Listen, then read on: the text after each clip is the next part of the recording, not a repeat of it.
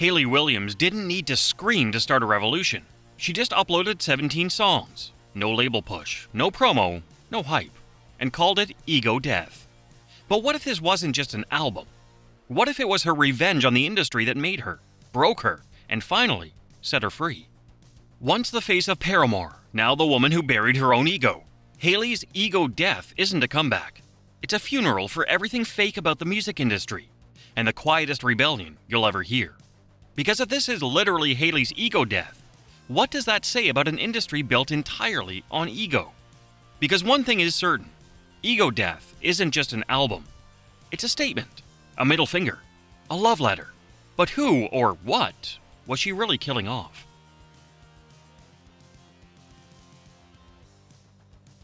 To understand Ego Death, you have to understand the cage it broke out of. Hayley Williams was barely a teenager when Atlantic Records discovered her. The label wanted a pop solo act, a southern Avril Lavigne they could market. But Hayley fought for something real, a band. Paramore was born out of that cold refusal. Damned right, out of spite, out of passion, out of survival. For years, she was the label's golden child and scapegoat in one breath. Pushed to the front, blamed for every storm. Paramore kept evolving through chaos, breakups and rebirths.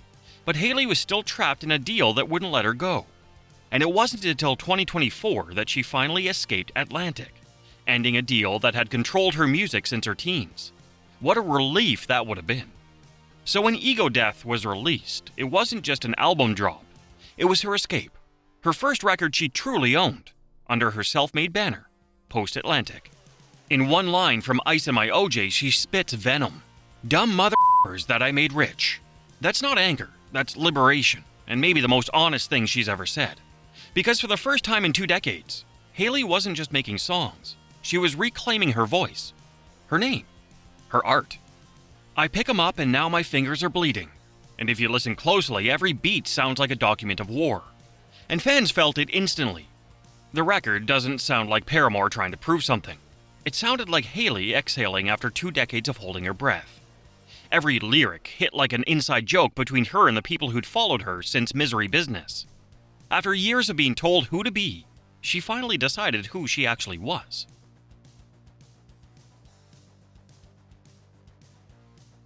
If her first solo albums, Petals for Armor and Flowers for Vases, were whispers, Ego Death is a bone-chilling scream. The whole album moves like electricity. Messy, emotional, impossible to contain. It's the sound of someone finally learning to breathe underwater. Can only go up from here, she repeats in the title track, almost daring herself to believe it. And she does. From the heavy pulse of Whim to the aching grunge of Parachute, this album refuses to play by anyone's rules. You were at my wedding. You could have told me not to do it, she howls, her voice cracking like an open wound. That moment feels like a punch to the gut because it's not just a lyric. That line hits harder than any power chord. Because it's not fiction. It's Hayley's heartbreak, unedited and untamed. Hayley didn't make this record alone. She brought back Daniel James from Flowers for Vases, along with Paramore's Brian Robert Jones and Joey Howard. Then came Jim Eastack, the same mind behind Lord's ghostly soundscapes. What they created wasn't polished or safe. It was a spark meant to burn the rulebook. Each track carries a different piece of her. The humor of Bloodhound Gang, the heartache of TLC's Waterfalls, the melodic bite of Weezer. You can hear every artist who ever raised her, echoing in her sound. But this time, it's louder, messier, free. Gone is the quiet hesitation of Petals. Gone is the soft melody of Flowers. What's left are sharp bass lines, crooked drums, and Hayley's voice. Bruised, defiant, free. What made it even wilder was the release itself. Hayley dropped Ego Death at a bachelorette party through an old-school web player buried on her site. No promo, no warning, no label spin.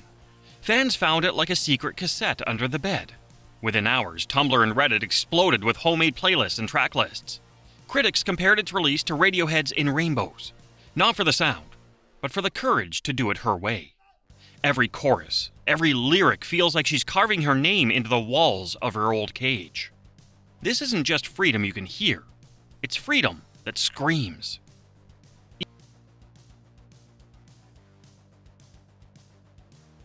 Ego Death at a bachelorette party. Even the title drips irony, joy and destruction in the same breath. The song opens with a smoky, taunting drawl, only to explode into bitter self-awareness. Can only go up from here. It's a tug-of-war between holding it together and falling apart. That strange space between feeling on top of the world and losing yourself. But under all the loud beats and clever lines, there's something deeper going on. Hayley has always been a mirror, showing the ugly side of the music world. The sexism, the fake activism, and the way the industry loves her voice but never her opinions. In a 2025 Popcast interview, she mocked the idea of perfection. Find me at Whole Foods, bitch. I don't care. That's the heart of ego death. No more pretending to care about optics, opinions, or industry norms. Even the rumored jab at a racist country singer's bar, a clear nod to Morgan Wallen's Nashville scene, proves Hayley's done playing nice. She's naming what others dodge. She's dragging the quiet parts of the South into the light, reclaiming her roots while burning down the rot that wants to find them. For years, the industry polished her edges, told her who to be, when to speak, and what to swallow. Now she's spitting it back, louder, braver, and with purpose. These songs are like sirens, emotional protests wrapped in melody. You can almost hear the industry flinch when she sings. And maybe that's the real twist behind ego death. The ego dying here isn't Hayley's. It's the industry's. The system that once told her to smile, sing, and stay quiet. Only Hayley Williams could pull off a release that feels like both a treasure hunt and a therapy session. The ego death drop wasn't handled by PR teams. Instead, it arrived like a glitch in the internet. An old-school web player straight out of 2004. No visuals, no press release. Just 17 songs, and the fans had to figure out what it all meant. Within hours, the Paramore faithful and Hayley fans flooded forums and Reddit threads, building their own track lists and even creating a fan site that compiled every playlist variation. One fan tweeted, "It's a great song. I felt my stomach drop when she got to the second verse." And another said, "Parachute 100% F's me up, but it's also my favorite song on the album now." One viral post read, "Hayley just dropped an album like it's a secret diary left unlocked, and we all found it." Another fan simply wrote, "This is Paramore's ghost, haunting in all the best ways." It wasn't chaos, it was an instant connection. The rollout felt like LimeWire, MySpace, and pure nostalgia. Fans once again burning CDs in their bedrooms, building emotions. The 17 songs included titles like Murtazapine, Kill Me, Negative Self-Talk, Discovery Channel, Dream Girl in Shibuya, and Parachute. An emotional breakdown through grief, healing, and self-forgiveness. Each track felt like an emotional awakening, from the raw anxiety of Kill Me to the bittersweet acceptance of Parachute. But here's the twist. She knew what she was doing. By giving control to her audience, she recreated the intimacy of her early career, when fandom wasn't filtered through metrics or brands. And fans noticed something strange. 2 blank track slots in the uploaded list. Tracks 19 and 20, untitled. That's what made it interesting. Fans speculated were they hidden songs, teasers for a sequel. Some swore they heard snippets buried in the web player's code. It's like Hayley planted a mystery, and now every fan is decoding it like national treasure. Even The Face reported the songs were originally born from Paramore sessions, meaning this might be the bridge between eras, not the end of one. And with Paramore officially on break, but not disbanded, fans are betting this album could evolve into something bigger. Maybe even a rebirth. There's already chatter among fans that Showbiz and Good Old Days could be next. A final chapter to this era. What makes it even wilder, the entire drop ignored Spotify's algorithms and marketing techniques. No pre-saves, no playlist deals, just human curiosity. In a world where every release is engineered for streams, Hayley dropped one meant for discovery. And the suspense continues. What if the real album doesn't stop at track 18? What if this was only half the story? Because Hayley didn't need Atlantic anymore. She had something stronger, an army of believers. So ego death isn't subtle about its target. It's not just about heartbreak. It's about breaking up with the machine. The system, the industry, the same system that tried to turn her into a brand, now watches helplessly as she builds her own empire, one track at a time. In Ice and My OJ, she tears apart the system that profited off her pain. They poured my soul in a bottle and sold it for someone else's thirst. Every lyric feels like she's rewriting her old contracts with her own truth. Now, under her new label Post-Atlantic, Hayley finally owns it all. Her songs, her voice, her choices. She calls every shot herself, from music videos to merch to release dates. a kind of control most artists, especially women, never get. And she earned it the hard way. 20 years of being typecast, torn down, mislabeled. Critics once accused her of being too mainstream for punk, too punk for pop. But ego death proves those boundaries never existed. Even Paramore's This Is Why hinted at this moment, a simmering rebellion beneath glossy alt-rock layers. Now, that defiance is fully unleashed. As Hayley once said, it wasn't beautiful, it was painful. And somewhere between the pain and the protest, she fires back with one line that cuts deep. They told me I was replaceable, but I'm still singing. Freedom cost her everything, and yet she paid it, gladly. Because in a world obsessed with streaming numbers and image control, ego death stands like graffiti on a corporate wall. I'm still here, and you can't own me. And maybe that's the sweetest revenge. Not the anger, not the noise, but the silence of an artist who walked away and still won.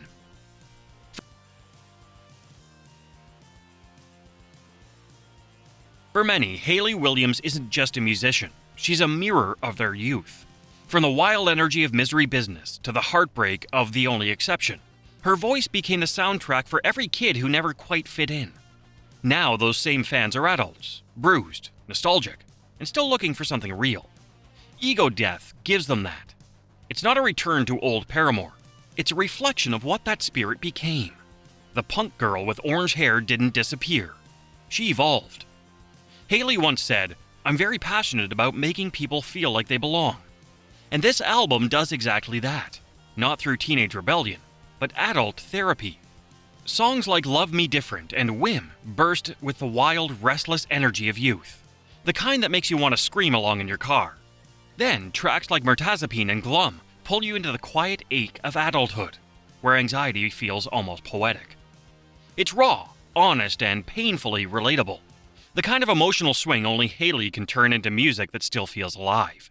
Even the cover, her face framed by a yellow square against monochrome, feels like a metaphor for finding light within the grayscale. For every kid who once dyed their hair orange and screamed, "That's what you get," in their bedroom mirror, Hayley just gave them a grown-up battle cry. This isn't nostalgia, it's evolution. Now, let's talk about the response of the album. Absolutely electric. Critics hailed Ego Death as Hayley's career masterpiece. The sound of someone tearing down the walls between pop and punk, mainstream and underground. Rolling Stone called it a requiem for fame. NME dubbed it the most human album of 2025. But beyond the praise lies a cultural shift. In a decade where algorithms decide taste and authenticity feels endangered, Hayley Williams reminded the world that music can still bleed. While artists like Billie Eilish, Olivia Rodrigo, and Phoebe Bridgers continue her lineage, Hayley remains the blueprint, the bridge between rebellion and reflection. She redefined what survival sounds like, and in doing so, she forced a reckoning. For labels, for fans, for artists afraid to break the mold. Because ego death doesn't sound like revenge. It sounds like clarity. If Paramore rewrote emo, ego death just rewrote independence. When the noise fades, what's left? For Hayley Williams, it's peace. Messy, loud, imperfect peace. Ego death feels like both an ending and a resurrection. She's letting go of the idea of fame, perfection, control, and stepping into something far more dangerous.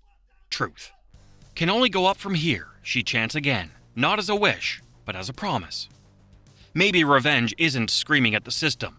Maybe it's outlasting it. Because Hayley Williams didn't just kill her ego.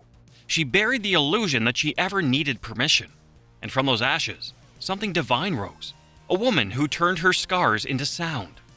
So, was ego death her revenge? Maybe. Or maybe it was a resurrection. So what does it really mean to be a pop-punk icon when the loudest battle isn't with the industry, but with your own ego? We'd love to hear your comments below. If you enjoyed this video, be sure to like it and subscribe to our channel for more deep dives into your favorite bands and the stories behind them drop every week.